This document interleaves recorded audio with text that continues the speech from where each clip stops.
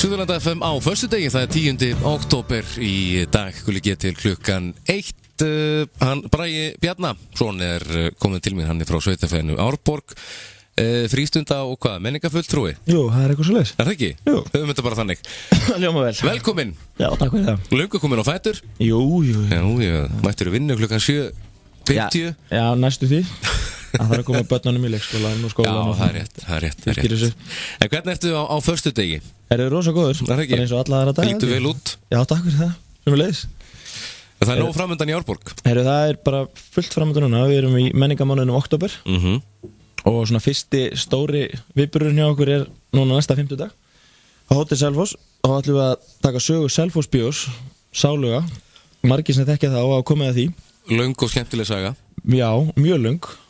Þó að sé nú margir sem eiga sér skemmtilega minningar. Já, ég hugsa það, mjög margir held ég. Og maður er alltaf forvitnilegt þegar maður svona fer að vinna í þessu og læra svona aðeins söguna hvað þetta er merkilegt í rauninni. Farið þá í máli og myndum eða? Já, það verður farið í máli og myndum og Marteinn Sigurgeirsson hefur verið að vinna fyrir okkur viðtöl og svona vídeoefni. Þannig að það verður sýnt fullt af viðtölum og gamla myndir frá þessu og farið yfir söguna. Svo náttúrulega fáum við svona nokkrar af kanónunum sem voru að spila mikið þarna á sínu tíma. Hann Raggi Bjarna verið með okkur og Þorgeir Ástvalds og Stefáni Lúdó og þeir ætla að spila saman. Glæsilegt. Og syngja þarna, það verður rosalega gaman. Og Marteinn segi verður með vídeóin og það verður einhverja lifandi frásagnir og svo efast ég ekki að einhverju munu fylla inn í það sem vantar upp á úr salnum. Já. Með hvernig þessi kvöld hafa verið hingað til, sko. Það sem er bara sem er akkurat parturinn af þessu, sko. Já, þau gleymi hérna einu. Já, nákvæmlega. Þetta er þessi hérna á myndinu. Það er rosa gaman þegar eitthvað stígur fram úr salnum og fyllir aðeins inn í. Algjörlega. Síðan hérna bara 20 dögum seinna á laugardeginum, laugardaginn 18. þá ætlum við að vera í Rauðavársson á Eyrarbakka. Það ætlum við að vera með svona skemmtikvöld söguhúsið. Á laugardeginum. Þetta verður semst ef við klárum 50 daginn þá byrjar þetta klukkan 8:30. Við ætlum að opna húsið klukkan 8 og byrjum klukkan 8:30 og verðum í stóra salnum í Hótel Selfoss. Já. Og síðan á laugardeginum verðum við á svipuðum tíma þarna 8:00 og það verður semst farið yfir sögu Rauðahúsi sem er mjög merkileg fyrir Eyrarbakka og tenginguna við það. Og svo ætlar hann Örlygur Beinarsson bandið að vera með svona fjölbreytta músikstemningu og þetta verður svona í smá oktoberfestival anda. Þannig að við verðum með svona smá fræðslu og svo getur fólk aðeins skemmt sér bara það sem eftirlífu kvölds. Þannig að það verður mjög gaman það líka. Þetta er glæsilegt. Já, þetta er mjög gaman og svo náttúrulega eru fleiri viðburðir seinna í mánuðinum en fókusirum á þessa núna. Já. Ég sé hérna á 50 daginn í hótelinu að kynnir kvöldsins verður Björn Gíslason. Já. Hann er einn af fróðari mönnum hérna Selfoss bíó, þannig að það er ekki slemt að hann geti. Hann fór þar nokkru sinnum? Hann fór þar nokkru sinnum, sagði hann, þannig að hann ætti að þekkja eitthvað aðeins. Já, algjörlega. Ákvæðlega, en svona í þessari viku er samt gaman að segja fyrir því og alltaf gaman að geta hrósað og það var rosalega gaman að heyra því á síðastliðið miðvikudag þegar það var fyrirlestur í Sunnuleikaskóla skólaþjónustan var að kynna sig og Vanda Sigurgeirsson var með fyrirlestur vináttu, mjög flottan, að það voru og yfir 150 foreldrar sem mættu og ég held að það hafi bara ekki gerst í langa tíma og svona margir hafi mætt þannig að það bara mikið hrós til þeirra foreldra og starfsmanna sem mættu þarna. Algjörlega. Og sýndu þessu svona mikinn áhuga og í framhaldinu er verið að huga svona málþingi fyrir íbúa í tengslu við þetta til að bara ræða málin og koma sínum skoðunum á framfæri. Þannig að þú veist, það skiptir mál að mæta og taka þátt í þessu. Það er bara ekki spurning. Algjörlega og sérstaklega þetta er náttúrulega ég þarf að þinga að spjallum tala um vináttuna og annað og þetta er náttúrulega fólk á bara að mæta á þetta. Já, bara ekki spurning, þetta er fyrir börnin ykkar og börnin okkar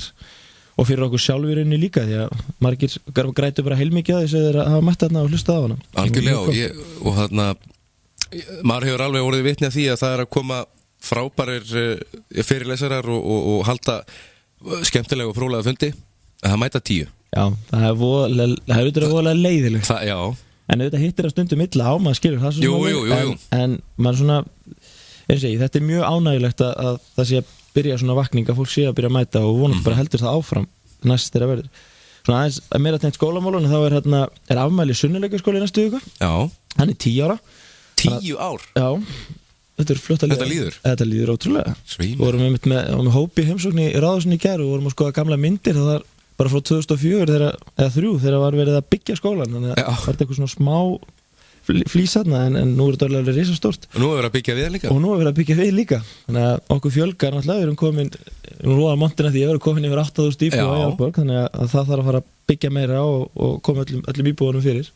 það hlýtur að vera merki að það sé að fjölga heldur betur þar sem að skólinn sprungin á 10 árum. Já, hann er alveg sprungin og þetta hverfi í kringum hann mikið að barnafólki en það þarf að bæta við og núna sér fólk alveg, það er grafa og það er verið að vissinastæði semst austan megin við skólan. Já.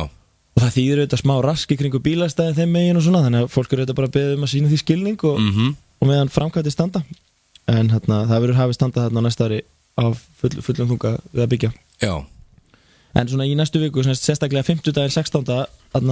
þá verður opið hús í skólanum í tengslum við afmælið, en svo náttúrulega eru krakkarnir að gera ýmislegt skemmtilegt alla vikuna og það eru svona smá uppbrot á skólastarfi, eins og almenna skólastarfi, sem er náttúrulega bara partur af, sem er mjög gaman líka.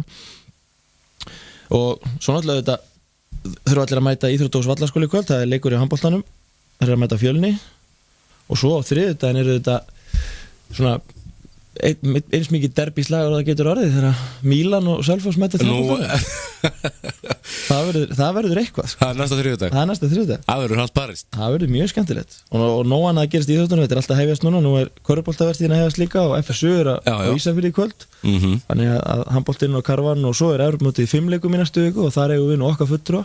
Þannig að hvetjum fólk til þess að kíkja það ef það getur og svo er hérna hópur frá Team Nordic í Taekwondo hérna Selfoss helgina með æfingabúður fjöldum yfir 100 krakkar og fullanir, þannig að það er nóg að gerast í íþróttunum hjá okkur líka. Það er heldur betur og ég er örugglega ekki að telja upp allt saman Nei Fyrst bara afsökunar ef ég er að gleyma ykkur.